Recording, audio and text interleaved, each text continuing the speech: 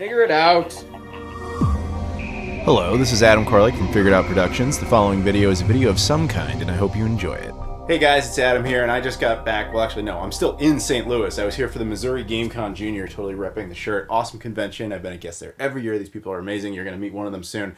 But I got to play with a special new little toy, and I'll tell the happy yet angry story about that in a little bit. But what I'm sitting here with is a CDI, a Philips CDI Development Kit. This was sold at the convention today, the day I record this, and I just took a photo of it and posted it on Twitter, and everybody was like, whoa, whoa, whoa, whoa, what? So the owner of it was cool enough to let me make a video about it and show it to you guys and just talk a little bit about it. Now, ultimately, this is not some long-lost prototype. It is this console. This is a Philips CDI, one of the many versions. I've done videos on these things. Strange console. It's very misunderstood. Everyone thinks it's like the worst game console ever. It's like, if it was a game console, I would agree with you, but it's like on its list of priorities, being a video game console was like number 6. It's mostly like a video playback device and an educational tool and all these other things. Also well known for having Nintendo licensed games that Nintendo didn't make, such as Hotel Mario and then the unholy Triforce of Zelda games. But that's kind of what people remember it for. But to see a development kit for it in the wild was very surreal. I mean, a development kit, of course, if you don't know, is exactly what it sounds like. It's a device in which they would, developers and engineers would use these things to make games for this. This is this console, but it's got extra tools in it, of course. So the first and foremost what we're going to do is take a look at it and just kind of show like the basic differences between something like this. This particular unit was manufactured in July of 1991. It denotes that on the bottom here on one of the stickers.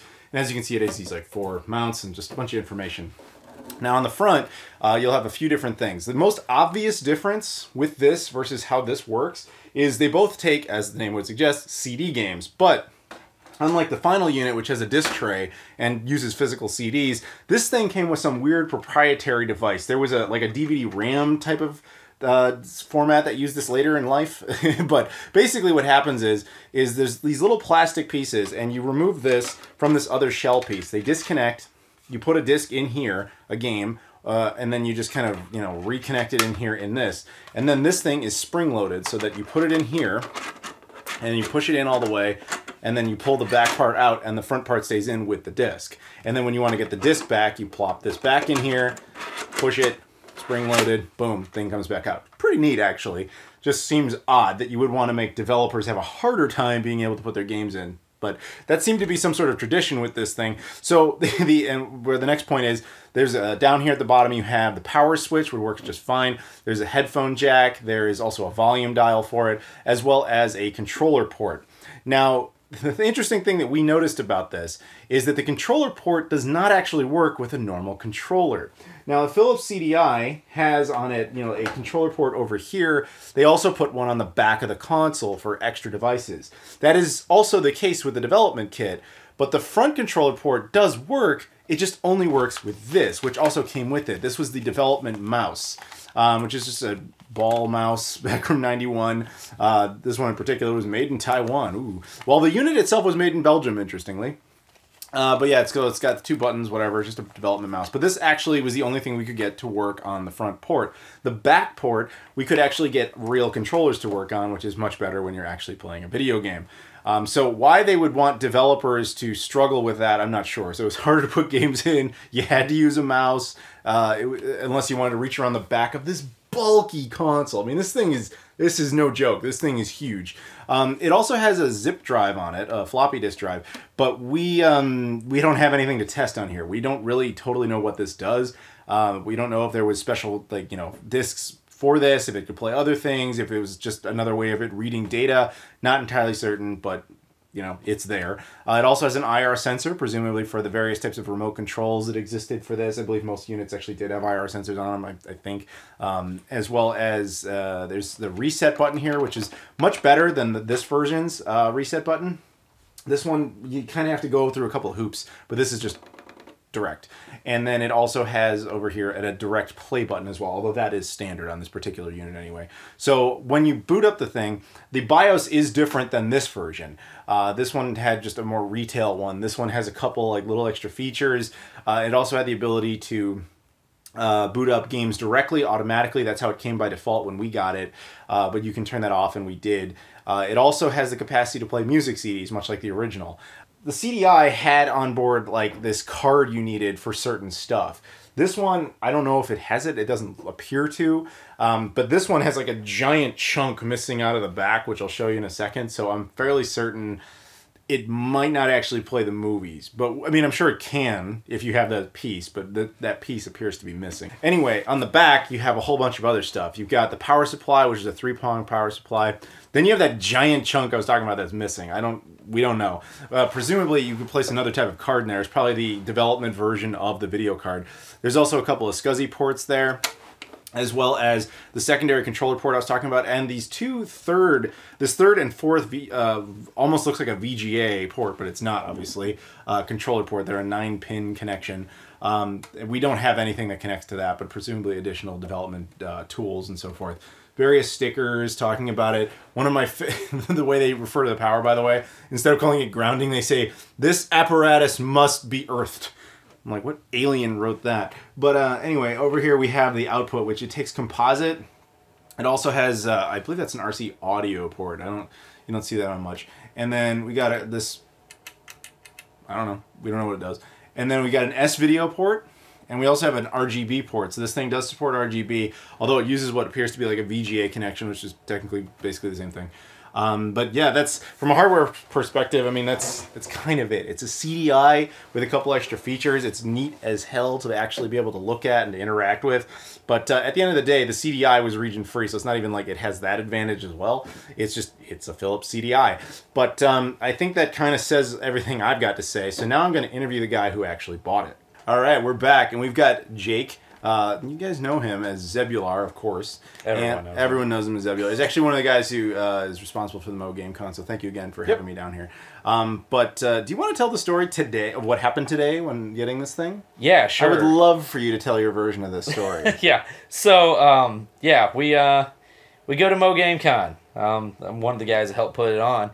And so anyway, kind of quickly walking around, as I got a table, I'm kind of selling some stuff. Quickly walking around, and I spot the old CDI dev unit. I'm thinking, $200. Probably don't need to spend $200, but I never see a CDI dev unit, so I might have to pick that up. We should also mention it had the box. Yeah, it has the box. Yeah, we still have the box. Nobody got rid of the box. Here's the box. Take a look at the box. Even more importantly, it has everything that goes in the box. It has the foam. It has the foam insert. It has all this stuff. It was in incredible shape. The mouse shape. Still has the original wrapping on it. Yeah, which that's pretty impressive. Quite impressive. So, anyway. Oh, and I know we talked about this. Without this thing, the unit is junk. It can't do anything. So without this being there, worthless. Yes. And I had no idea going into the disc caddy. We had no idea. We just thought it was a thing that was sitting there. Yeah. So anyway, I'm thinking about buying it, and Adam chimes in. He's like, "If you don't buy it, I'm gonna buy it." So now I only kind of meant it. Like I was thinking about when he said 200. I was like, "Dude, that's cool." So I sat there and I decided to take a photo of it.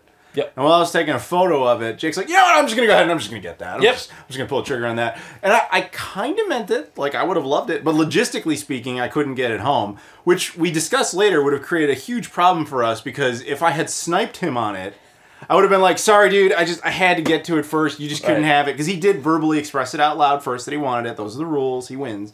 But if I had just been like, fuck you. I'll get it. I'll just do it. Then I would have had to very awkwardly be like, "I need you to hold on to it. Yeah. I can't get it back home." Hey, by the way, just because I bought this doesn't mean that you can't ship it to me later on, right?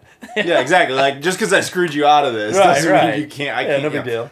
But, that was pretty much what happened. So how has this affected your life today? Because this is as much time as you've had it. It's a CDI. I mean, that's the truth of it. It's cool. And the internet seemed to enjoy it. You got a lot of people, got a lot of attention on Twitter today with this thing. You don't see, you hardly ever see CDIs anyway, right? Yeah. Or if you do, it's because, somebody thought it was a CD player and it's just... Is that what happened with this one? Yeah, that one came out of a Goodwill for $5. They thought it was a CD which my awesome brother got me for Christmas one year. And, so... I mean, who sees a dev unit for a CDI? And more importantly, who can I get to port something over so that the CDI has one decent game on it? That's the question.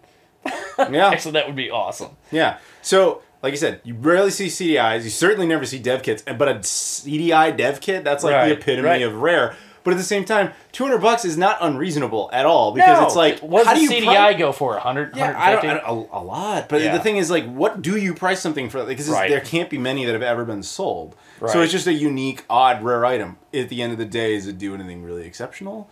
Not really. Nope, it's a CDI. Because we're not really going to be able to develop anything with it. It's just cool. Play seventh guest. Yeah, exactly. Pretty much every PC. And odds are, I'm just guessing, odds are you're probably going to stick using this version anyway, just because you don't want to burn that one out just to play Zelda. Right, yep. And that's the funny thing, even retail units, like we ran Mario's Wacky Worlds on it. Mm-hmm. Mario Wacky Worlds was never released. It was leaked onto the internet. But even the leaked version will run on retail. Super unfinished. Yes, super unfinished. As we saw. But the thing is, it will run on retail hardware. So you don't even need the dev kit for that. Right. So it doesn't really do anything exceptional. And as I mentioned before, it's kind of irritating to actually use. So it's, for the reasons previously stated. Right. But the one thing that I'll say out of it is that if you wanted to hook it up with RGB, at least you have that. Mm-hmm. And I will say this: I have this particular unit, but mine has the video card in the back. It's been modified with an RGB SCART port on it. Dude, the picture clarity out of a CDI is really good. Yep, it's amazing because again, it was even meant composite solid on it. Yeah, it was meant to be more of a video format than a video game console. Mm-hmm. So when you get the right stuff out of it, it's like wow. I mean, it's useless, but it's cool. Right. So. The flowers of Robert Mapplethorpe have never looked better. They're like real flowers. Yeah, that's right. So, anything else that you want to say about it? Are you willing to sell it? People are wanting to know if you want to sell it. Because that came up on Twitter. Video Games New York wanted to buy it from you. Everything has a price for me, but I don't know what that would be. Yeah, what that would be on this. Yeah, but no, I have no intentions of selling this anytime soon. That's for sure. But I would be interested in finding out if anybody knows how to run code on this and use it as actual dev unit. He's actually awesome, smart. He could do stuff. I he can make stuff happen. He's gonna finish Mario Wacky World so the whole world can enjoy it. I could recap it. I could do that, but I'm not gonna do that because it's fine. Never mind. I take back every positive thing I said. Anything else you would like to tell everyone? No. Yeah. Thanks for checking this out with me. No. I'm super excited. Come to Mo Game Con, dude. Oh, yeah. Also do that. Come to Mo Game Con. It's in August this year, 2020. I'll be there, so maybe you don't want to go. Yep. But it'll be good without me. Right. I will be there, though. We were just at the Junior. We're at the Mo Game Con Junior. Yes. We're at the Mo Game Con Junior, which is a much smaller con, but we have the much bigger cons coming in. August. Yep. At some point. Yeah. Yep. Correct. So hopefully we'll see you guys there. Thank you very much for having me as a guest there, here, whatever. And thanks for letting me do that. Yep. And please, guys, like, comment, subscribe, all that stuff. Much appreciated. Check out his channel, too. I'll put a link in the description. It's Zebular. And I know you guys already know. I mod stuff, and yeah. Actually, he does some pretty cool stuff, and he's criminally underviewed. So, appreciate that. Anyway, guys, thank you very much, and I'll see you all later.